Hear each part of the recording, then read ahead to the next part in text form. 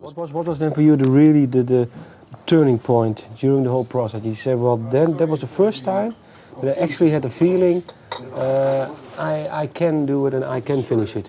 Can you still recall? Yes, yeah. It was.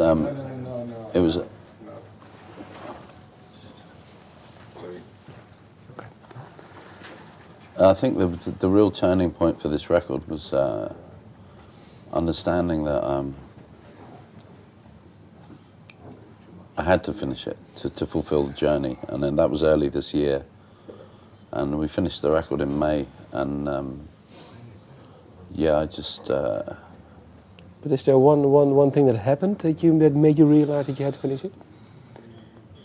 I started going to the pub a lot and hanging out with crazy people, and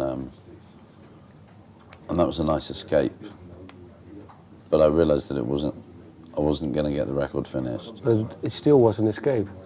So maybe it was a bit dangerous, maybe too.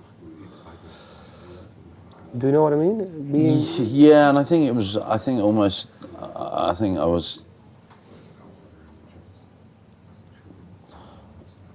I wanted people to see that I was doing it on my own and I was suffering and whatever, but really I owed it to the artists, the great collaborators that we have on the record. I owed it to them to bring it all to fruition, because they'd come along. We hadn't paid them. We didn't have any money. We said, if you want to be on our record, then you do it because you love the music, and that's why we want to work with you, is because we love your music, and so it was really great that it wasn't kind of like the old days with the major labels where there's lots of lawyers and lots of money and bullshit like that. It was very real, and I spoke to the people directly, and they came to the studio, and we just worked, and I owed it to myself and everybody involved to finish it. I still have one question. You thought about your childhood and your dad passing away. How did Ross cope with, because he dealt with more or less, I don't know, maybe the same situation. How did you talk to him about it, or? Ross and I have spoken a lot about our father, and we had very different relationships with our father. Okay.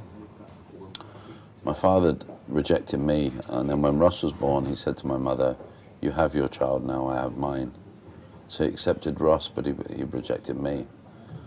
But I was always jealous of that. But the fact that my father's attention for my brother was unhealthy. It wasn't based in real love. It wasn't. It was some kind of twisted projection. In the way that he projected onto me that I was everything that was bad about him. He projected onto Ross that it was everything that was good about him, and so Ross and I have had these conversations, and Ross said, well, it wasn't easier for him, for Dad to be like that with him, and I understand, and I really don't hold any grudge or anything, Was the future of Morcheeba ever in doubt, maybe? Yeah, I wanted to quit. When I was really depressed, I emailed Ross and I just said, "This is a fucking joke. We're not a band. This is bullshit. You live on the other side of the world. Forget it. Let's call it a day." And Ross said, "No, I love playing. He said, but I just don't want to come to London to make a record right now." And I said, "Okay, well, if you're giving me the power, then I'll make the record." But I was sleeping in the studio. I was working 4 days a week at the studio in London, going home to my family on the coast, and while I was sleeping on the floor in the studio, I had mice running over me. It was like being 22 again. Yeah. I was used to staying in posh hotels in Chelsea, overlooking the river. But there was no money for that. I was on a mattress on the floor in a cold, damp studio.